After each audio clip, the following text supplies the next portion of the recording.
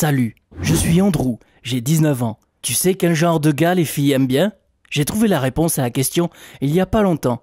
Tu veux que je te partage mon petit secret? Alors écoute mon histoire jusqu'à la fin et tu comprendras tout. Bon, par où commencer? À la fac, il y a toujours ce gars qui attire toutes les filles. À notre fac, c'était moi et Oliver. J'étais le plus beau gars ici. Et Oliver était le capitaine d'une équipe de football. Oli et moi, on était meilleurs potes. Et toutes les meufs rêvaient de sortir avec nous. Évidemment qu'elles voulaient. Qui ne voudrait pas sortir avec le plus beau gars de la fac? Évidemment, on était le centre de l'attention de toutes les soirées. On rencontrait pas mal de filles et on passait bien notre temps. Mais tout ça, c'était pas des relations sérieuses. Et j'avais pas une copine fixe. J'espérais toujours de rencontrer l'amour de ma vie. Puis, une fois, j'allais à la fac, tranquillement, comme d'habitude, quand j'ai vu qu'une surprise m'attendait. C'était elle, la fille de mes rêves. Elle s'appelait Mia. Elle était si belle. Je suis tombé amoureux au premier regard. Oliver m'a dit qu'elle venait d'arriver à notre fac et qu'elle serait dans la même classe que nous. Je n'arrivais pas à y croire. Lors d'une pause, j'ai décidé d'aller la voir. Sans aucun doute, elle m'aimait bien aussi. Les gens ont déjà dû lui parler de moi, donc on a commencé à passer du temps ensemble. Une fois, je lui ai demandé si elle voulait bien venir à un rendez-vous avec moi. Et elle a accepté.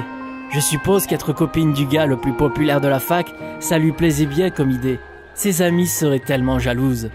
J'en ai parlé à Oliver en espérant qu'il me soutiendrait, mais il a juste répondu en colère. Et alors? Puis il est parti.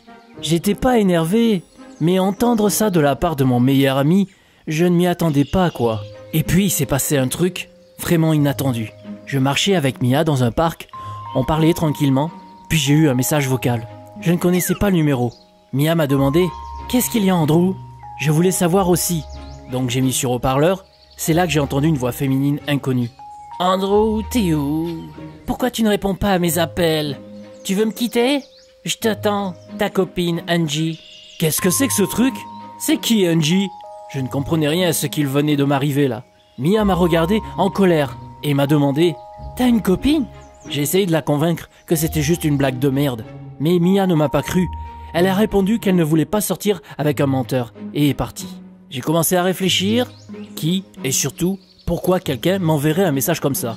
À cause de la blague de merde de quelqu'un, j'avais perdu une copine que j'aimais vraiment. Le lendemain, j'ai raconté à Oliver ce qui m'était arrivé et je lui ai demandé comment je pouvais trouver la personne qui m'avait trahi. Oli a rigolé et a répondu « Ne t'inquiète pas mec, juste quelqu'un qui a appelé le mauvais numéro. » Mais je pensais que quelque chose n'allait pas. La personne qui m'a envoyé ce message connaissait mon nom et voulait pourrir ma relation avec Mia.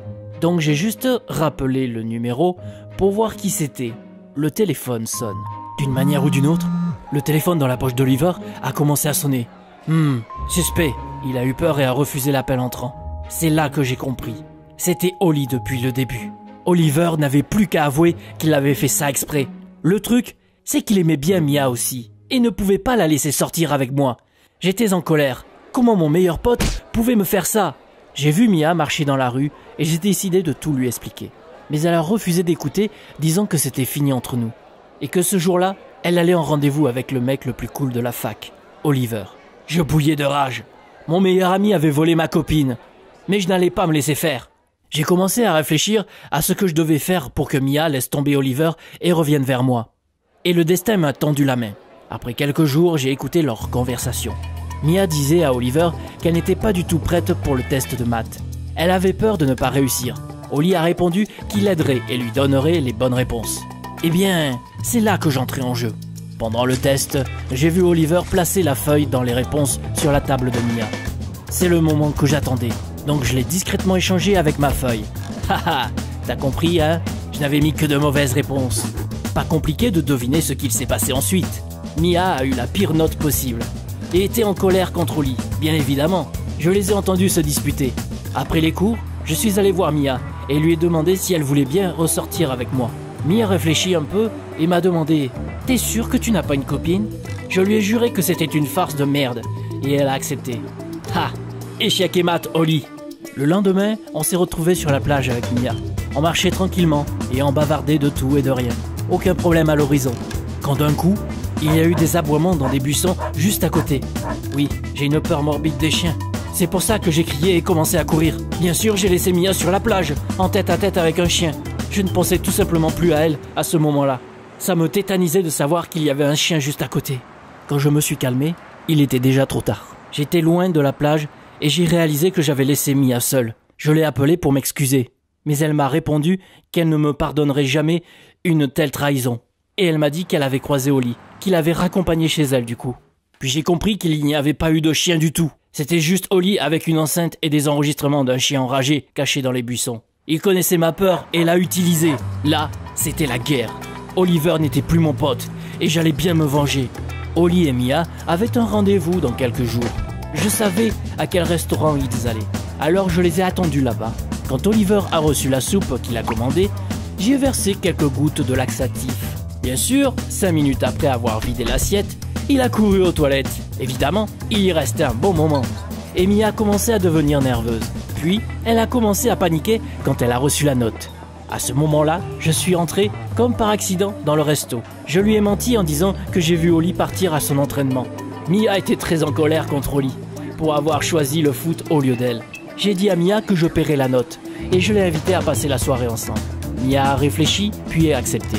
C'est comme ça que j'ai eu Oli la deuxième fois. Cruel, peut-être. Mais c'est lui qui a commencé cette guerre. Mia a recommencé à sortir avec moi. Mais ça n'aura pas duré longtemps. Oliver a fait en sorte que Mia trouve une pile de photos. Disons, sales, de filles dans mon placard. Elle m'a dit que j'étais un con pervers. Puis est reparti avec Oli. Puis j'ai fait en sorte qu'il ait la pire coupe de cheveux possible juste avant qu'il sorte avec Mia. Puis, il me faisait un truc. Puis moi. Puis lui. Puis moi.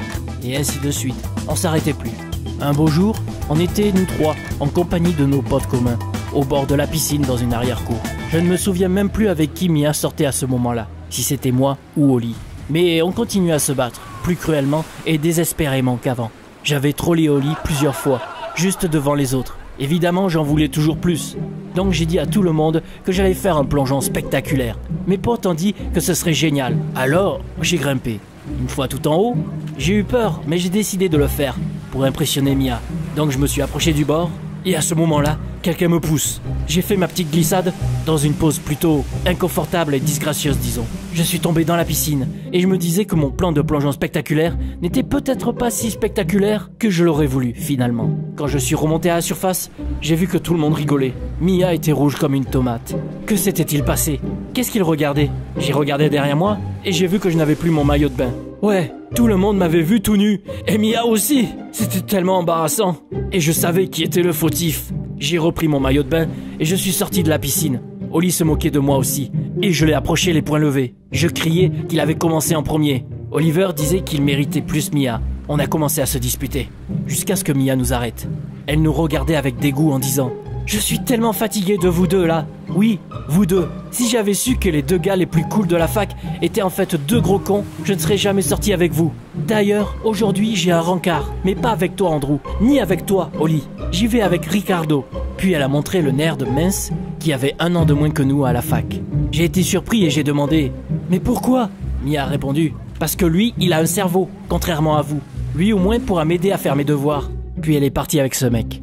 Et c'est comme ça que j'ai perdu mon meilleur pote et la fille de mes rêves en une seule journée. Si je n'avais pas fait le con depuis le début, et si j'avais laissé Mia sortir avec Oliver, elle se serait rendue compte toute seule à quel point c'était un con.